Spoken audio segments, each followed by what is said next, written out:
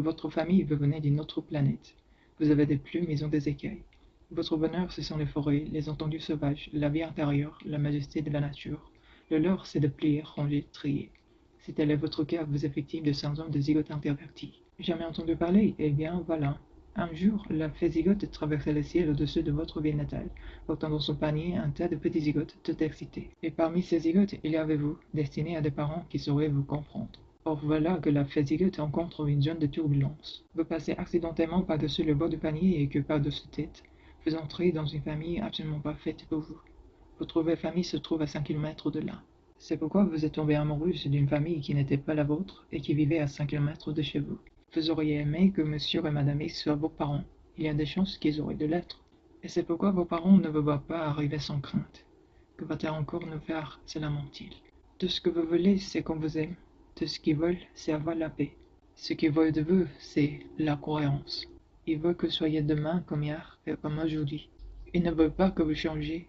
Ils vous veulent pareil au jeu de Big Bang. Demandez-leur s'ils recherchent la croyance. Ils répondront par l'affirmative. En tout, non seulement pour ce qui est important. Or, ce qui est important dans nos systèmes de valeurs exclut la nature sauvage des femmes, sur laquelle ils jettent trop souvent l'anathème. Malheureusement, ce qui est important à leurs yeux n'est pas cohérent avec ce qui est important aux yeux de l'enfant sauvage. La femme sauvage ne va absolument pas faire preuve de cohérence, car elle tient sa force de ses capacités d'adaptation au changement, de ses dons d'innovation, de sa façon de danser, gronder et hurler comme une louve, de sa vie instinctuelle profonde, de sa flamme créative. Si cohérence il y a, c'est non pas dans l'uniformité mais dans sa vie créatrice, la permanence de sa perception, de sa souplesse, de son regard vif, de son adresse. De ce que ce n'est pas envers sa famille que Mademoiselle Zigote intervertie est loyale, mais envers son soi intérieur, de son déchirement. On dirait que sa mère la tient par la queue, tandis que son autre famille lui tient les bras. La fillette ne tarde pas à pleurer de douleur, à gronder et à mordre, et elle-même et les autres. Puis c'est un silence de mort. Elle a les yeux de ciel, le regard de ceux qui ne sont plus parmi nous. Si la socialisation est une étape cruciale pour l'enfant, tuer la créature intérieure, c'est tuer l'enfant. On ne sait que mettre dans la balance le besoin de l'âme de l'enfant et son besoin de sécurité, de soins, ainsi que des notions soigneusement examinées de conduite civilisée. Mais je m'inquiète toujours pour ceux qui sont trop bien élevés. On voit souvent ce regard d'une âme faible dans leurs yeux. Quelque chose ne va pas. Une âme en bonne santé doit briller, la plupart du temps à travers la persona, et flamboyer les autres jours. Quand la blessure est grave, l'âme s'enfuit.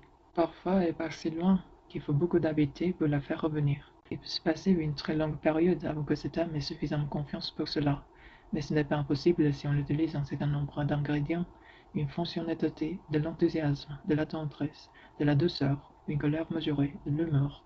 Leur mélange va créer un chant qui va rappeler l'âme à sa demeure. Il faut aborder un point de soi. Les zigotes intervertis apprennent à survivre.